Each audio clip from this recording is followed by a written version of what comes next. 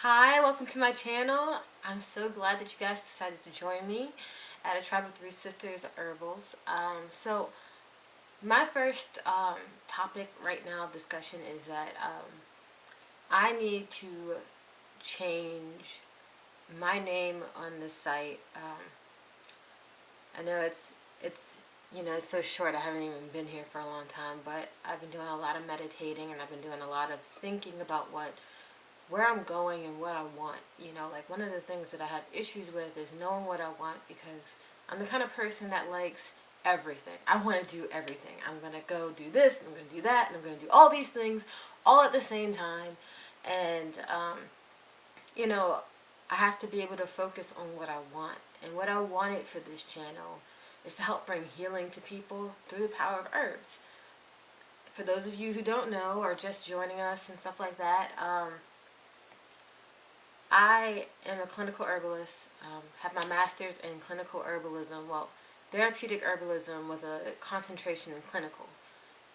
My entire life, everything I've ever wanted to do was to help people. And when I found out I could use herbs to do that, I jumped right on it. I was like, I'm a herbalist now, so I got really into, herbalism, and then I ended up here in this place where there's so many people who come to me and ask me questions about herbs, and I enjoy talking about it, So there's a change in this channel, and I'm changing the name to Airy Herbal, which I've been using anyway, because it's me talking to you about wellness and herbs, and the great thing about being a clinical herbalist is that I don't just focus on herbs. I obviously, talk about herbs, but there's so much more to your wellness than just eating. I mean, eating is so important, and that's also part of it. In some ways, herbs have a lot to do with their food, and personally, I use a lot of herbs in my food. Sometimes I don't even know which herbs I'm using because I'm just using those,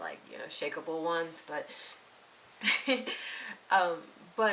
there's so much to what we eat and what we, drink, and all the things we put in our bodies, the way we're feeling in our environment, how people are making us feel, things like that. Like, I want to be able to help you on a level that's more personal to you, as well as general, including herbal, stuff like that. I want to be able to talk to you about how to heal yourself, because I'm trained in that. I'm completely trained in helping you in every aspect of your life. So that's what I really want to do. So, there'll be less witchy things. Unless you are like demanding, hey, help me with this thing, I'll make a video. No big deal. Just put it in the comments. Let me know what you want to hear. But for the most part, I really want to get into talking about herbal health, just health in general. Plants, not only do they give us oxygen, not only do they give us, energy from food when we eat, food that gives us so many carbohydrates to give us energy. But, it's like every plant has a specific purpose in healing us. Here's your plant. Okay, let's wait. Sorry. It's like every plant has a specific purpose in healing us. And it has all of these different, benefits, and each benefit really helps to help them live, but in the same instance helps us live, and that's pretty awesome, and I love that about plants. I don't even know where I got on this topic. I always end up like that. Okay, so let's talk about what the topic for today is. The topic for today is my favorite herbs for fall and winter healing. And by that, my dog is always here. And by, fall and winter healing, fall and winter season, if you don't want to remember, because it's been a few months since it's been really cold, it's flu season, it's cold season, it's stomachache season, all the bugs are coming, and their kids are sneezing and all kinds of stuff. So I figured I'd make a list of my favorite herbs for the winter. I get sick often. I really do. It's not because I don't know what to do to fix it. I get sick because I don't follow my own rules. I should follow them, but I don't. Like I'm eating things I'm not supposed to eat, and it's like, oh, is this bad? Don't care. Whatever. Yeah, I'll eat a salad in the winter. I know that someone probably sneezed on it. This is terrible. I shouldn't even do that. But, you know, like when I get sick, it's because I make stupid mistakes. But when I'm sick, it lasts like a day. Or if I get the flu, it lasts 3 days. It doesn't last that long because I know how to fix it. I know how to, help my body produce what it needs to help heal me. So that's what this is about. These are my herbs for those things. Okay, so obviously my number one favorite herb, because every time we talk about my favorite herbs, elder, I just put elder on there because elderflower, elderberry, I'm sure I'd like the root. I mean, it's probably not good for me, but I'm sure I'd like it anyway. I love elder, period. It's my favorite herb, and you can make a great syrup with elderflower and sorry, my brain, and elderberry. You can make a really great tea, tincture. It's just so sweet and delicious no matter which one you use. The elderberry is it's bitter, but like if you put it in syrup or sugar, of course it's going to taste good, So it is known as a cough suppressant and definitely great for your respiratory issues that you might be having in the wintertime. And I recently found out that I have asthma. I don't even know when that happened. So I also have chronic bronchitis. Well, I used to.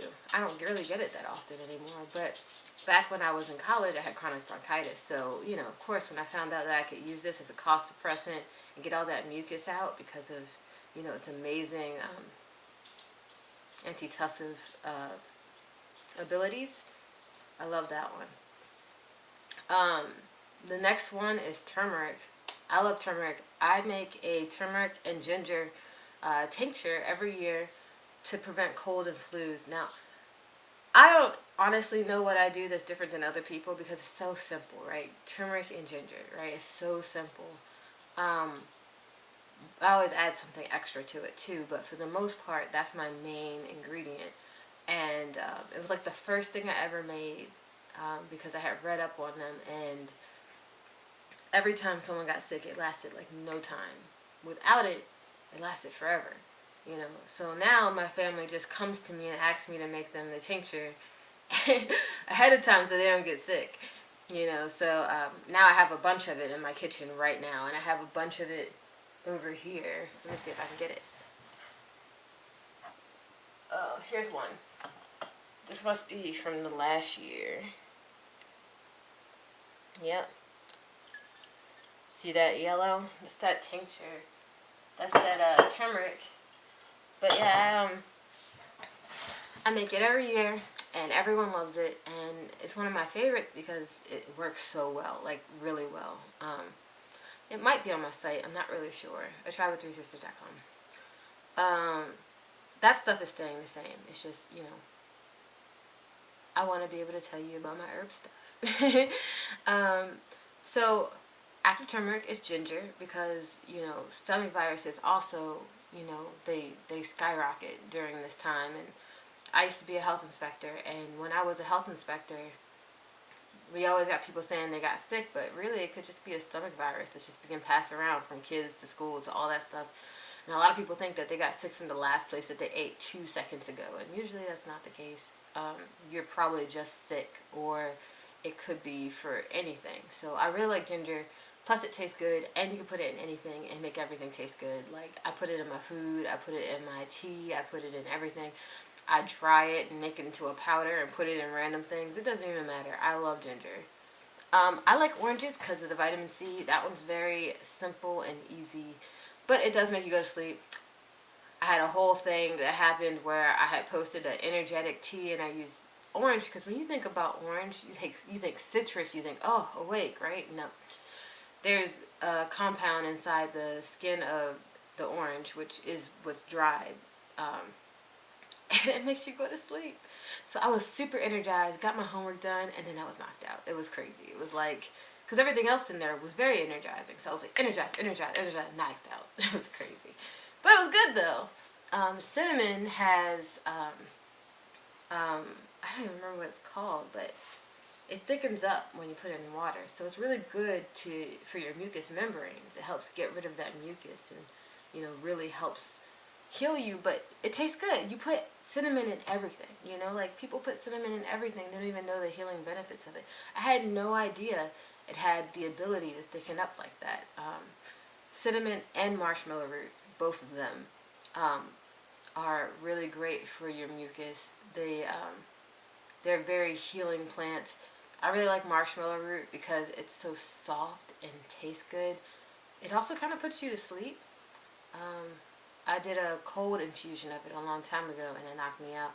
I'm not really sure if that was on purpose that I did that because it was so long ago, but it's so good for you.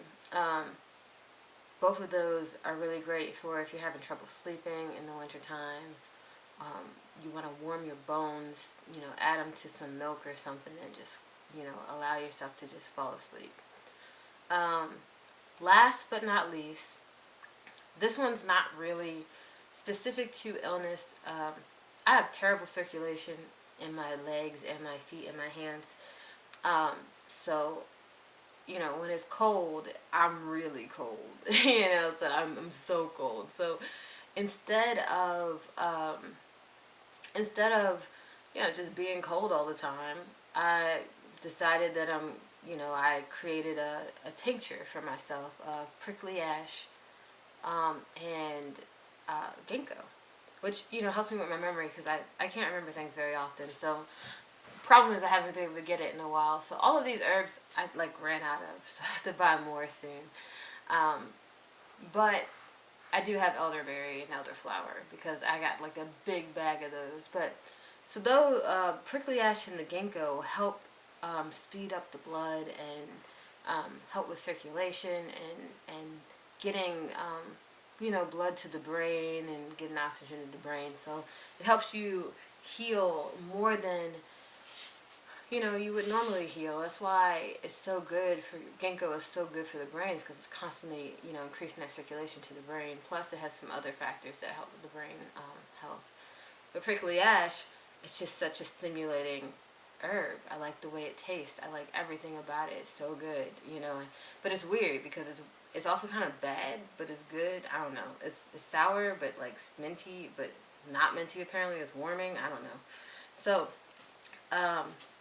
those are my favorite herbs for the fall and the winter, so that you can be healed throughout the time. If you have anything that you would like to hear, or any, you know, any plants that you're curious about, any type of herbal remedy you want me to make on here for you guys, just let me know.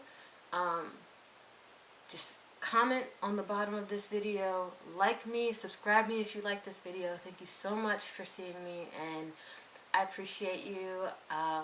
Goodbye.